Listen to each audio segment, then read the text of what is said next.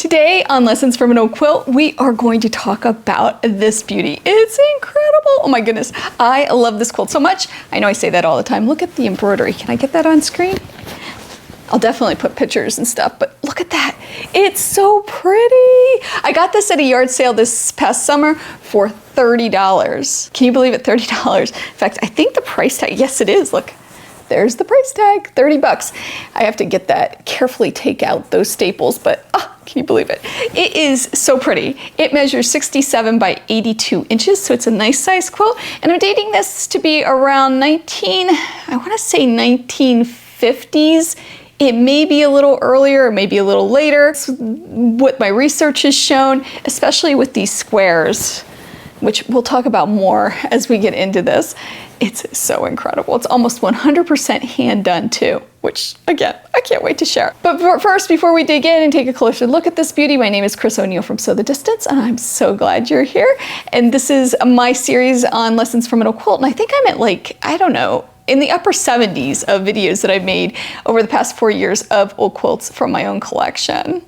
So let's get started taking a closer look at this beauty. So let's talk about these great blocks, and I am going to lay it out just because I think it's important to see the block and what we're talking about here, even though it is a pretty simple block and it's pretty easy to find. So there are 20 of these blocks. They are 10.5-inch finished square, but the blocks are what's called a square and a square block. So we see this block that's inside this block. So a square inside a square. Because of the construction, it looks like they're turned on point or diagonal, but they're really not. It's just the way it's made. It's so clever and beautiful, and it really does highlight this gorgeous embroidery. All right, but what's really cool is we do have a secondary pattern because of the sashing strips. So the sashing strips are these pieces between the blocks, and then this is called the cornerstone. But you can see we have like a shoe fly, I think it's what it's called, block.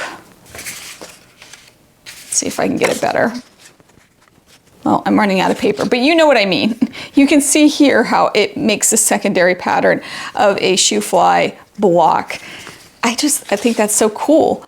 The blocks themselves measure at 10.5 finished, and the sashing strips and cornerstones are 4.25 inch wide. So they're super wide. It gives a wonderful effect to this incredible quilt. Okay, so let's talk about the embroidery now. All of the blocks are embroidered with flowers. Most of them are individual flowers or individual flower types. So, for example, we see this one here, there's this one here, and they're just all over, and they're all different with the exception of the corners, which I'll show you in a minute. And then we have this one, too, that's a flower basket. You can see there's the lazy daisy stitch, the stem stitch, there's also fuzzy on there, and then there's also some French knots. So lots of wonderful embroidery in this orange thread that matches the orange fabric so well, or it did at one time. I think there is some fading in this. However, in the corners, I'll move up to one of the corners, we see this block, which is a water lily, I think. I'm terrible with flowers, by the way. It's a water lily block. We're gonna call it that. But if you go to the other corners, and I'll just show you one for the conservation of time here, there's another water lily, and there are water lilies on all 4 corners. So in all, there are 17 motifs, floral motifs here. At first, I thought these blocks were penny squares, or what are known as penny squares, where you would go to a dime store and you'd buy the background, and usually they'd be pre-printed and you'd embroider them, and then maybe the next time or the next month or whenever there would be another one, and you'd keep building your collection. However, I don't think that's the case with this, just because the background fabric on the embroidery is the exact same as the sashing strips and the backing and the borders. So I doubt that happened. My thought now is that these were in periodicals, some sort of publication. I do think it's a collection just because of the size, but I also don't think it is penny squares. Let me know what you think. These are all speculations from the research I did. They are beautiful regardless. So let's talk about those borders, and then we'll talk about the quilting and the batting and backing and everything else. All right, so you can see here that we have an abrupt ending to the sashing strips with this orange border. But this also gives this wonderful illusion of this block extending. And this is around the entire quilt. It's so pretty. And then the maker repeated that same system, I guess, of orange and white with a white border on the edges. So pretty. It just extends this block even more. I am here for it. I love it. All right, let's talk quilting because this is cool too. The maker used a diagonal quilting technique. It's beautiful, by the way, all hand done in the blocks. But when the maker got to the sashing, it's cross-hatched. And part of the reason for that is because this block, here, we'll get over here, is that this block has a diagonal going this way, this block has a diagonal going this way, and then we see the meeting of them as a crosshatch in the center. And this is consistent throughout. We see the opposite diagonals of quilting and then this crosshatch in the white. I love it.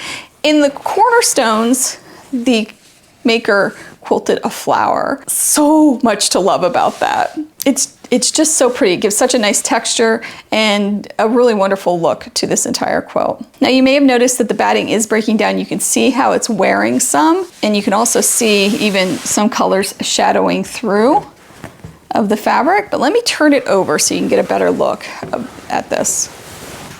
And this just happened over time. You can definitely see the shadowing through of the fabric. And then the batting just pulling to the corners of where the quilting is. It's a cotton batting and it just is breaking down. That's what happens. But it also adds to that softness of this entire quilt. I love it. All right, the binding. The binding is so cool. Wait, do you see? Took me a minute to figure this out, but the binding is a separate piece, and this orange here was sewn to the backing piece, and then just that orange was wrapped around, folded under, and then machine stitched on. It is the only portion of this entire quilt that is machine stitched, and it's machine stitched perfectly. It's so beautiful. And you can kind of see that here. So let me recap that. This orange was part of the back. It was sewed to the backing and then wrapped around. So I can't imagine the precision it took to do that. At first I thought it was a knife edge binding, but it's not. When you look closely, it is actually a separate piece that was sewn onto the backing and then pulled around. And I just can't imagine even doing that. How incredible. It's so cool. This entire quilt is so cool. There's so much we can learn about this old quilt. It's so cool. So I invite you please to let me know in the comments or email me or message me, whatever, on some things that maybe I didn't cover. I have a blog on this one too, so you can go check that out. And I do talk about a few other aspects of this incredible quilt. So it's hopefully worth the read. All right, so let's talk about it. For me, the coolest thing about this quilt, there's many, but the coolest thing is the extra wide sashing strips and cornerstones. I love that. I think it gives this quilt a great setting. It definitely allows you to still highlight those blocks, because sometimes when you have larger borders and sashing strips, you lose the blocks. But for this, it just complements them so well, in my opinion. It's perfect.